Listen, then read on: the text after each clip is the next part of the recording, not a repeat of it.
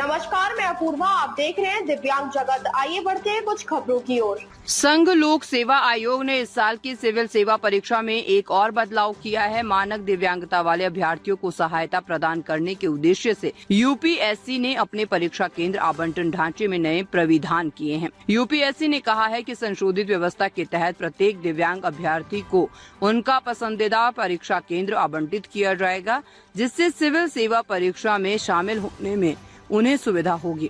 इससे एक दिन पहले यूपीएससी ने कहा था कि आईएएस या आईएफएस में कार्यरत कोई भी उम्मीदवार 2026 की सिविल सेवा परीक्षा में बैठने के लिए पात्र नहीं होगा।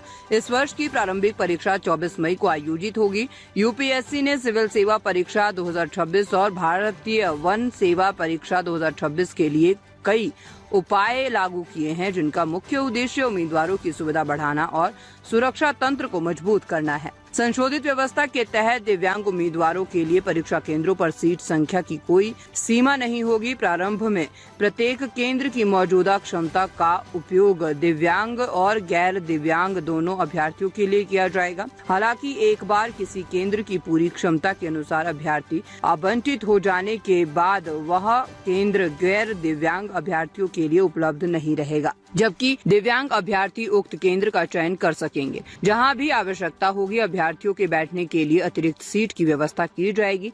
यूपीएससी के अध्यक्ष अजय कुमार ने कहा है कि पिछले 5 वर्षों के परीक्षा केंद्र के आंकड़ों के विश्लेषण से पता चला है कि कुछ केंद्र आवेदनों की अधिक संख्या के कारण बहुत शुरुआती चरण में अधिकतम क्षमता तक पहुँच जाते हैं। इससे दिव्यांग उम्मीदवारों के लिए कठिनाइयां पैदा होती है और इन केंद्रों में दिल्ली, कटक और पटना और लखनऊ शामिल है। संशोधित व्यवस्था के तहत प्रत्येक दिव्यांग अभ्यर्थी को उसका पसंदीदा परीक्षा केंद्र सुनिश्चित हो सकेगा। नया ऑनलाइन आवेदन पोर्टल शुरू। यूपीएससी ने आवेदन जमा करने और परीक्षा आयोजित करने के लिए एक नया ऑनलाइन आवेदन पोर्टल शुरू किया है। इस पोर्टल का उद्देश्य परीक्षा प्रक्रिया के विभिन्न चरणों में पारदर्शिता सुनिश्चित करना और उम्मीदवारों के लिए आवेदन प्रक्रिया को सरल बनाना है। आयोग ने बुधवार को सिविल सेवा परीक्षा के लिए अधिसूचना जारी की थी। इस परीक्षा के माध्यम से कुल 933 रिक्तियां भरी जाएगी। इनमें दिव्यांग उम्मीदवारों के लिए आरक्षित 33 पद शामिल है।